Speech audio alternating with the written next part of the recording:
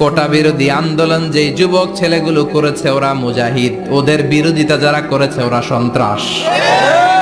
নিরাপদ সড়ক চাই আন্দোলন যে ছেলেগুলো করেছে এক একটা মুজাহিদের বাচ্চা, ওদের বিরোধিতা যারা করেছে এক একটা কুখ্যাত সন্ত্রাস। এজন্য হকের পক্ষে যারা থাকবে, ইসলামের পক্ষে যারা থাকবে, ন্যায় নীতি সাম্যের পক্ষে যারা থাকবে তারা মুজাহিদ। বাই ডিফল্ট এগুলো মুজাহিদ। চিল্লায় বলেন ঠিক কিনা? আর বিরোধিতা যারা করবে সন্ত্রাস। আল্লাহু আকবার ধ্বনির সাথে সূর্য ডুবে যায়, সে দেশে আর কিছু থাকবে না, থাক ইসলাম থাকবেই। আর কিছু থাকবে না, থাক কোরআন থাকবেই।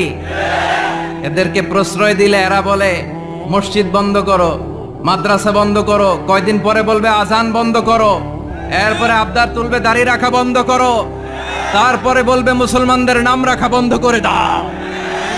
এজন্য